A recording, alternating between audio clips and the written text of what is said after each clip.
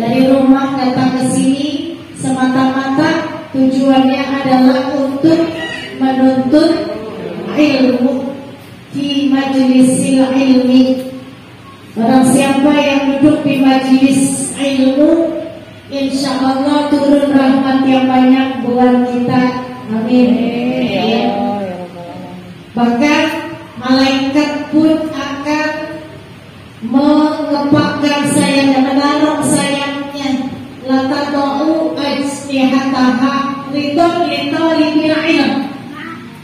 Malaikat melihat kita duduk di sini, satu tujuan, satu harapan untuk mencari keridhaan Allah semata. Maka akan nyampai sayap-sayapnya itu malaikat ditaruh. Ini kiasan. Kalau sayap ditaruh, berarti bisa terbang gak? Burung sayapnya kita copotin, bisa terbang gak? Begitu juga malaikat ketika ditaruh sayapnya, itu tandanya malaikat merendahkan dirinya di hadapan para pencari ilmu. Tawadu, hormat, angkat topi malaikat kepada para pencari ilmu. Maka mencari ilmu dari buaya sampai kiamat, jangan pernah putus semangat, jangan pernah berhenti mencari ilmu.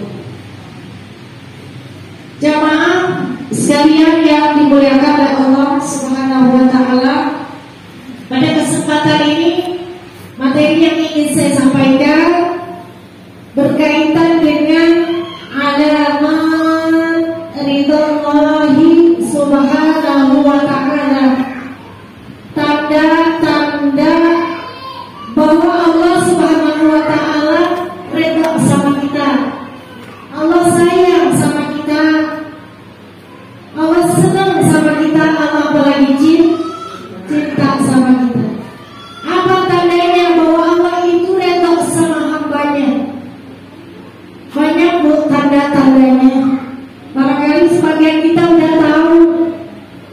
Boleh disebutkan bu yang udah tahu apa tanda bahwa Allah ridha sama kita? Salah satunya apa? Allah sayang sama kita. Sering kita bilang kalau lagi sakit lagi disayang, benar gak? Dan itu dalam bahasa agama memang satu di antara alamat ridhonya Allah. Bukan cuma sakit. Kenapa? Dalam hadis dikatakan, iza ahabballahu qauman ibtalahu. Kalau Allah sayang, Allah cinta kepada hamba, kepada kaum, maka hambanya itu akan diberikan ujian. Ibtalahu, akan diuji, akan dicoba. Ujian banyak macamnya. Ujian itu banyak gak? Banyak sekali. Jadi maka tadi saya katakan bukan cuma sakit. Sakit hanya salah satu di antara ujiannya Allah. Ujian Allah untuk hambanya. Masih banyak yang lain begonya. Setiap kita pasti mengalami, karena namanya roda kehidupan itu berputar. Terkadang di atas, terkadang nggak selamanya di atas. Kalau di atas terus rodanya berarti jalan kayak kehidupan. Ya jalan, dia kenapa? Putar. Supaya berjalan maka dia berputar. Begitulah kehidupan, begitulah ritme hidup kita manusia. Lagi ada di atas bahasa agamanya, maka kita harus pandai-pandai. Lagi bawah bersabar. 2S kunci sukses kita hidup di dunia dan di akhirat, yaitu S yang pertama syukur, S yang kedua sabar. Kalau di bawah terus berarti gak jangan itu. Kalau di bawah terus gak mungkin. Pasti ada kalanya di atas, ada kalanya di bawah.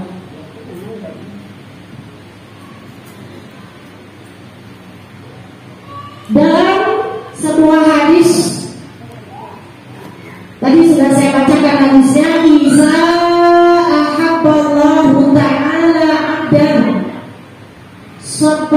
alaihil bala'a sabban wa sahabahu alaihi sahban fa idza da'a qalatil malaika sautun ma'ruf wa qala Jibril sallallahu alaihi ya rabbi abduka fulan iqtilahu hajatahu fayaqulullahu ta'ala da'u abdi fa inni uhibbu an asma'a sautahu. Hadis ini menjelaskan bahwasanya apabila Allah mencintai kita, hambanya, ahabballahu abdan, sabba alaihi al-malak, akan diberikan kepadanya ujian.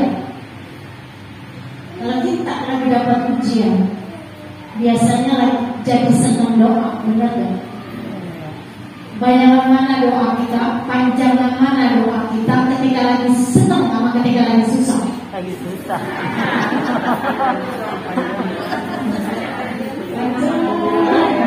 Banyak banget. Curhat. Kenapa curhat sama Allah? Saya jangan curhatnya di mana? Media sosial. Sabba alaihi balak wa iza da'a qalatil malaikah sautun ma'ruf. Ketika si hamba yang lagi dapat ujian berdoa, malaikat komentar begini, qalatil malaikah sautun ma'ruf. Suara ini sangat dikenal sekali. Kenapa?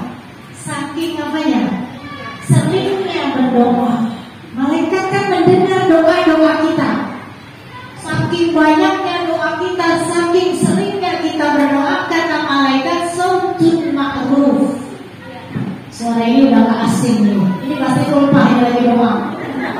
Pagi doa, siang doa gitu. Kata malaikat sautun ma'ruf. Karena malaikat udah hafal betul dengan doa, dengan suara kita, maka kata malaikat Jibril sallallahu alaihi, ya Rabb, ya Tuhan, ya Allah, abduka fulanun, ini hambamu si Ulma, nanti doa terus ya Allah sebulan. Contoh serupa, iktilahu hajatahu, ya Allah, tunaikan hajat-hajatnya, kabulkan permintaannya.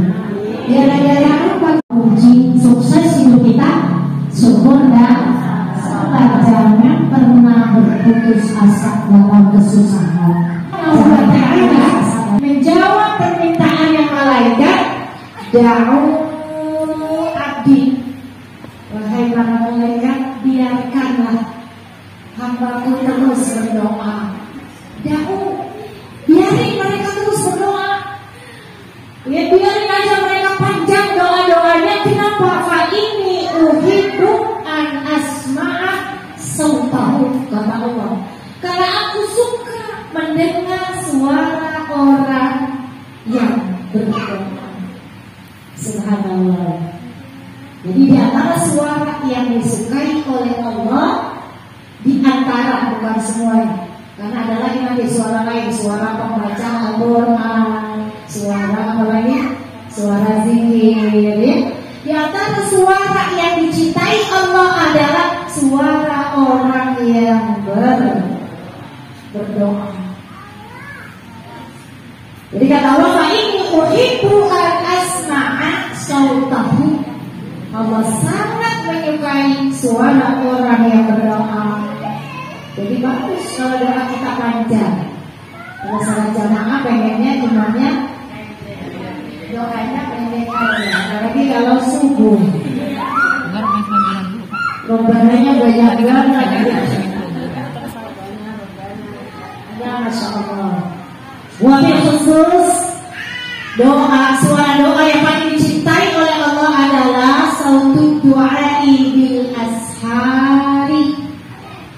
Ya, suara doa yang kita panjatkan di waktu sahur. Ya, apa yang dimaksud dengan waktu sahur? sepertiga malam terakhir. Sautu qari'il Quran, suara orang yang membaca Quran dicintai oleh Allah. Paling dicintai utamanya adalah kalau membacanya di waktu sahur. Suara orang yang berdoa dicintai oleh Allah. Paling afdolnya adalah kalau berdoanya di waktu sahur. Begitu. Ini kalau kita bicara tentang keutamaan waktu sahur, seperti yang malam terakhir kita, jangan sampai terlewatkan. Yang terakhir maka sautudik, suara apa? Ini disukai oleh Allah. Suara ayam berkokok di waktu sahur. Yunadi rabbahu, seolah-olah ayam-ayam. Bagaimana bunyinya kalau subuh itu? Kukuruyuk ya, kukuruyuk ayam di waktu subuh itu seolah-olah ayam sedang memanggil nama Allah. Maka jangan kalah cerdas sama ayam. Ayam di waktu sahur sudah kukuruyuk. Kalau orang di waktu sahur masih narik selimut, berarti mana yang cerdas? Ayam apa orang? Cerdasan ayam. Kenapa? Karena sahur di waktu sahur itu Allah suka. Suara ayam sudah sampai ke telinga Allah, tapi suara manusia belum, karena masih asik di dalam selimut. Kalau ditambahin kata orang dulu, kalau pagi tidur nanti rezekinya apa? Ayam. Kita bicara apa? Innallaha yuhibbu sautal, orang yang berdoa, suara orang yang berdoa. Yang pertama itu, jadi tanda cintanya Allah kepada kita adalah dengan cara memberikan ujian buat kita. Jangan pernah kita suudzon kepada Allah ketika kita mendapatkan ujian atau cobaan. Justru ini Allah lagi sayang sama kita. Yang kedua,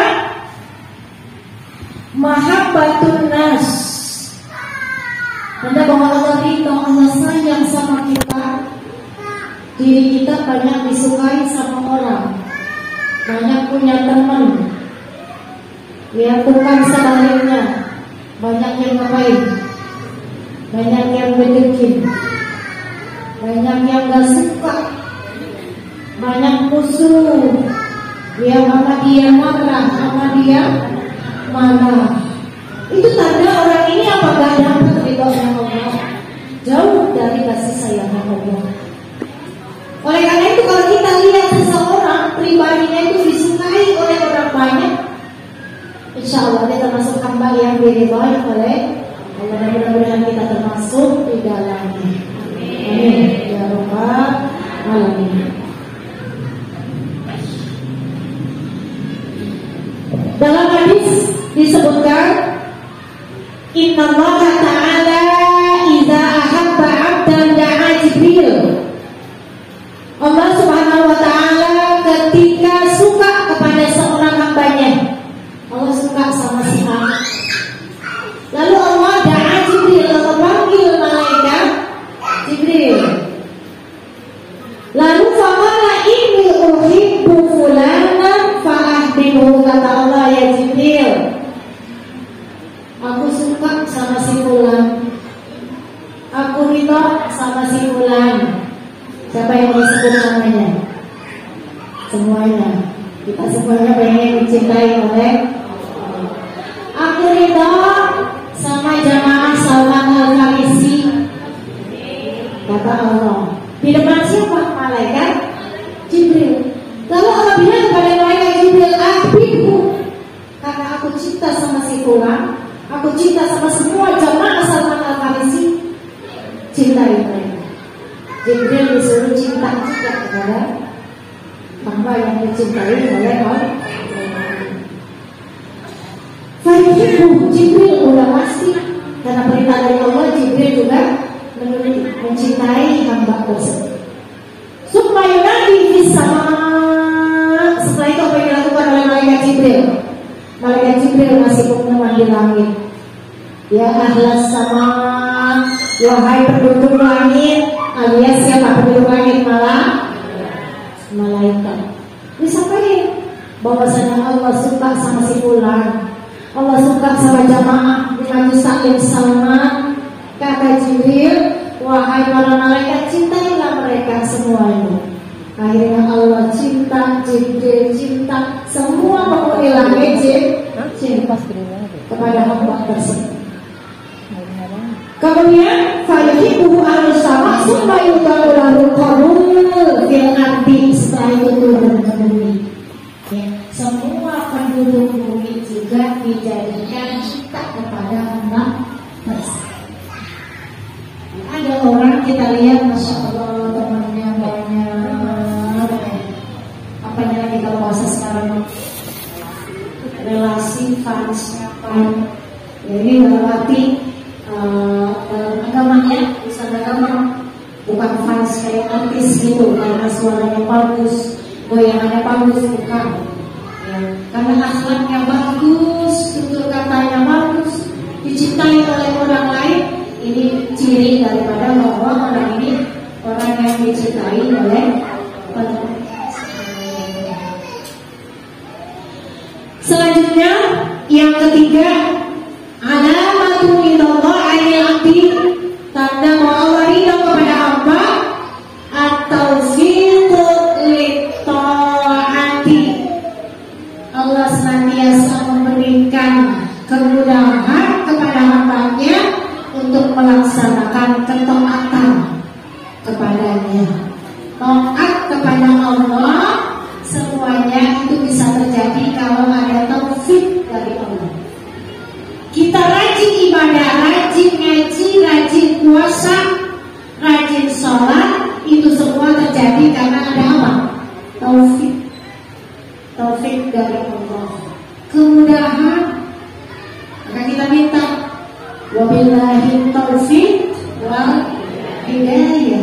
Minta taufik, minta hidayah kepada Allah. Biasanya kita kalau di akhir kalam, wabillahi taufik wal hidayah, wassalamualaikum, gitu ya kan? Nah, ini doa. Kita selalu mohon kepada Allah agar senantiasa diberikan taufik dan hidayah darinya. Wa iza dzukirallah itma'anna qulubuhum. Kalau disebut nama Allah, pasti hatinya merasa tenang. Anda bahwa Allah itu orang-orangnya senang datang ke majelis. Kenapa? Karena di sini tempat disebut nama Allah, zikirullah disebut nama Allah. Orang yang datang ke majelis ini pasti suka zikir, tahlil. Padahal tiap minggu dibaca, benar ya? Tiap Senin baca lagi zikrullah, besok lanjut baca lagi. Bosan nggak? Kesel nggak? Justru di hati kita ada rasa apa? Tenang. Kalau udah muncul rasa tenang, insya Allah kita termasuk hamba yang diridho, yang disukai oleh Allah karena gemar berzikir, tenang ketika mendengar kalimat zikir. La ilaha illallah, la ilaha illallah. Semakin panjang semakin enak kita berzikir. Hanya saja dibatasi oleh waktu. Apalagi gajinya habis asar, sentaran banget. Lama-lama habis buat zikir semuanya. Kemudian insya Allah orang di antara tanda orang yang dapat keridhaan Allah nanti wafat dalam keadaan husnul khotimah. Ya Allah biha, ya Allah biha, ya Allah bihusnil khotimah, ya Allah biha, ya Allah biha, ya Allah bihusnil. Rasulullah sallallahu alaihi wasallam, idza aradallahu azza wa jalla bi'abdin khairan ista'malahu qala wa ma amaluhu qala yaftahu Allah azza wa jalla lahu amalan salihan qabla mautihi supaya yaqriduhu alaihi. Ini hadis kata Nabi, jika Allah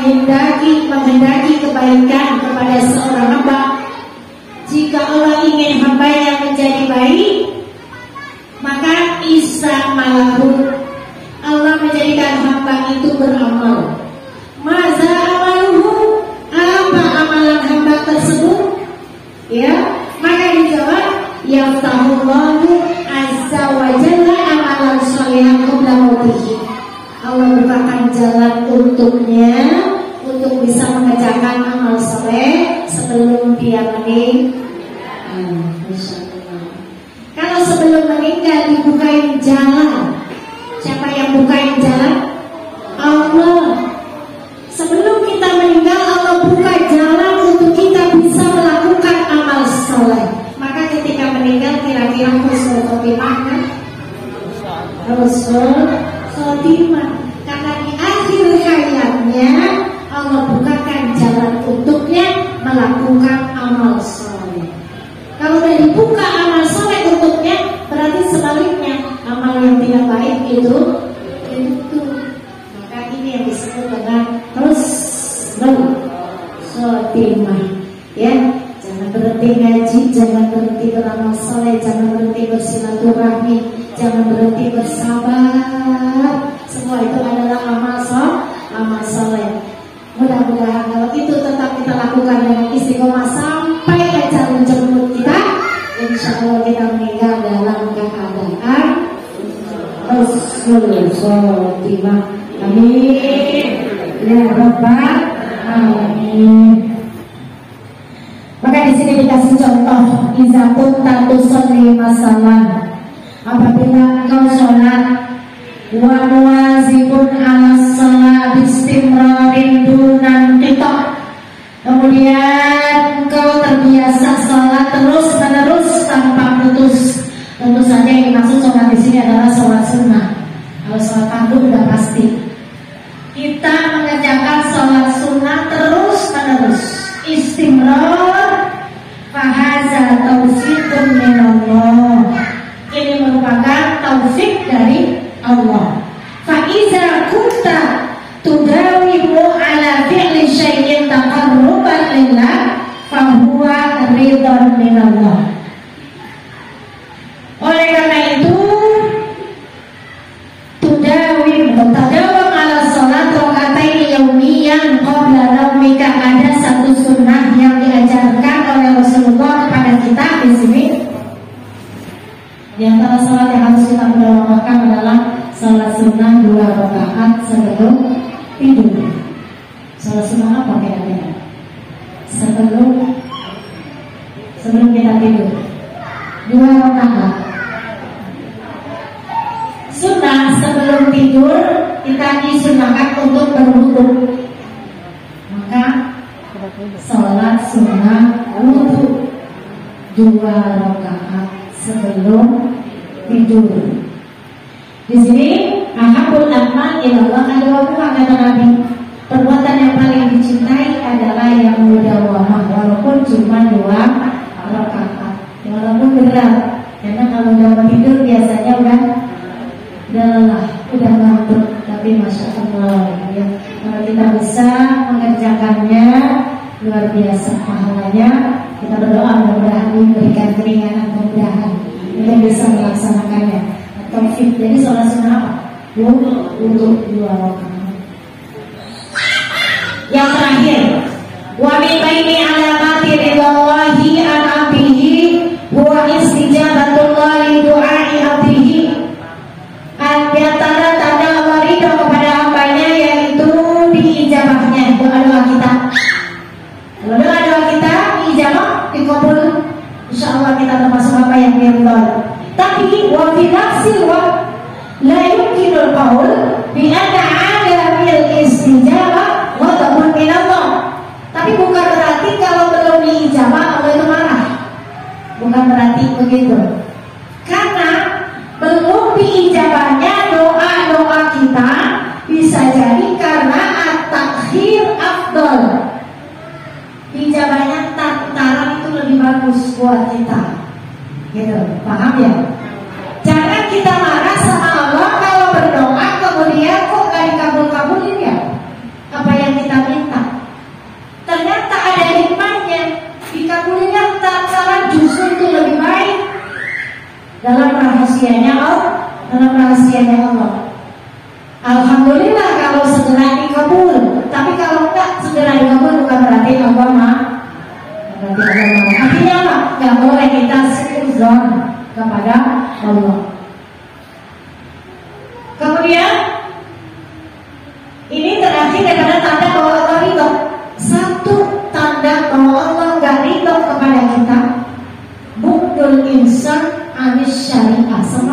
jauh kita dari ajaran Islam, semakin sulit kita untuk melaksanakan perintah Allah, semakin malas kita beribadah.